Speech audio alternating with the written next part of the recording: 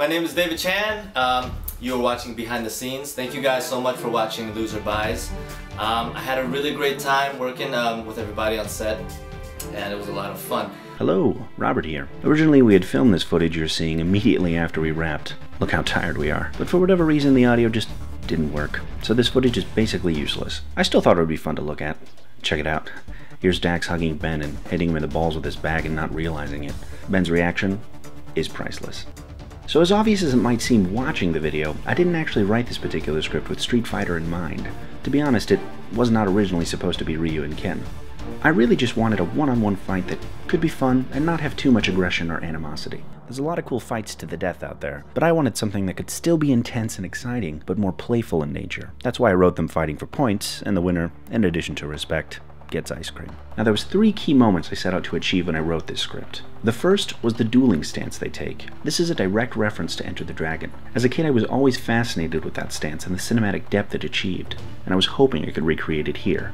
The second moment was the final strike. We nearly ran out of battery and sunlight when filming this moment, so it wasn't exactly what I wanted, but essentially I was channeling Akira Kurosawa, going for that epic final strike in a samurai duel, and the flash was definitely anime and video game influenced. Now this led to the third moment I was really looking for, which was not knowing who won the duel, and just moving on straight to the ice cream man with the 2 characters looking at each other. It wasn't until I got to that moment that the Ken and Ryu thing hit me at all, but once I was there in the script, it just became so clear that this was them. Now, maybe not the video game versions of them, but there they were. Filming this video took place over 2 days. We've learned through previous projects that tackling the dialogue and the fight scene in the same day can lead to many problems, so I decided that we would film all dialogue scenes, including the ending with Darren, on day 1, and then we would return and just shoot the fight scene on day 2. For the most part, it was a pretty foolproof plan, except David Chan, being as awesome and busy as he is, had 0 time to learn the choreography before the 2 days on location when we filmed. However, because Ben is so awesome, he was able to show up and film a previs with Dax a couple days before the shoot, and I was able to upload that for David so he could at least see something. A plus effect to this was for me to be able to plan my shots around the choreography. So other than watching a video of the previs and having a couple hours of training after dialogue on day 1, and then a couple hours of training before we started filming on day 2, the actors really had no time to perfect the choreography. Considering all of that, it's pretty easy to say that David and Ben are really amazing at what they do. Big thanks to them for being able to turn in such intricate performances. Now concerning the choreography itself, let's turn it over to the main man, Dax. My intent with the choreography for this piece was not a Ken versus Ryu fight. That had been done, in fact it's been done many times and done very well. I didn't feel that there was any extra areas that we could pursue or any new stories that we could cover. What I wanted to create was a fight that I would enjoy to watch. I wanted to explore these 2 characters, the characters that we created, not the ones that are canon in other people's storylines. With the choreography styles, I wanted to pursue the idea that David Chan's character was more formally trained. And then what I wanted from Ben's character, cleverly named Ken, was that he has some training in like American boxing, but that he followed his own path, so to speak, was going more by feeling than by official training. To me, it's more fun to see 2 different styles interact with each other than to see the same thing mirrored in both combatants. David Chan's character does a stance change. Originally I had him set up pretty much mirroring Ben. They both had their hands up. To me, what I was trying to explore was David Chan's character was not taking Ben's character seriously. But when he got foot swept, basically to me that was the turning point,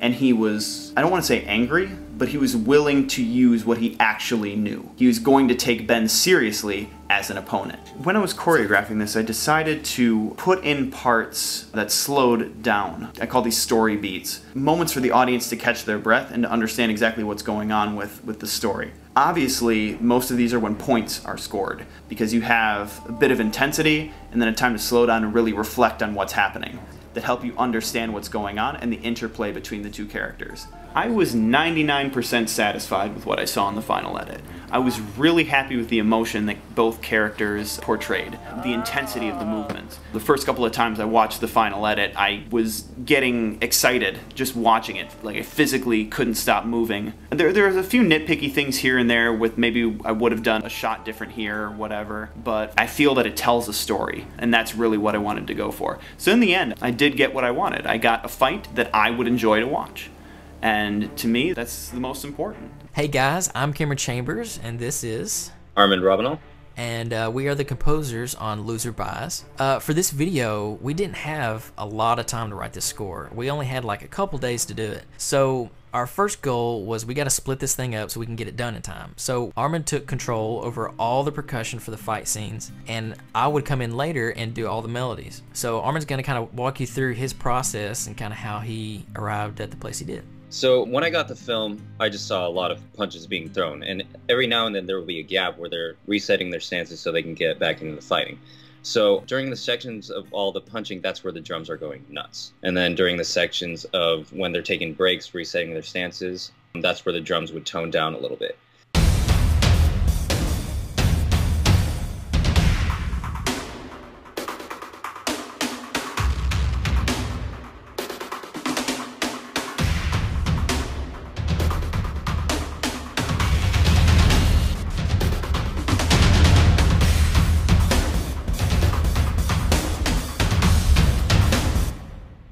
So the director Robert, he wanted us to do kind of like some hints of anime, some hints of rock, and just make it as fun a score as possible, while at the same time reflecting what the fighters are going through. So I'll show you kind of what some of the things we added. We added some guitars.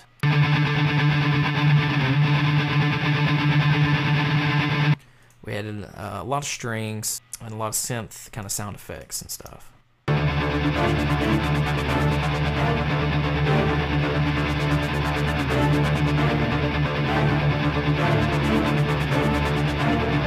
Yeah, add all that together.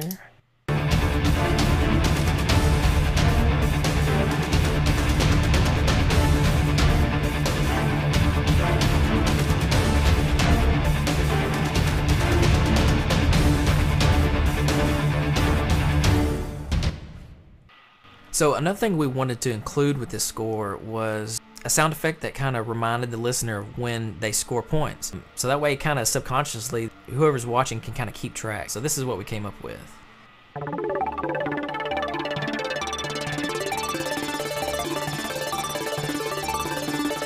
And also right here.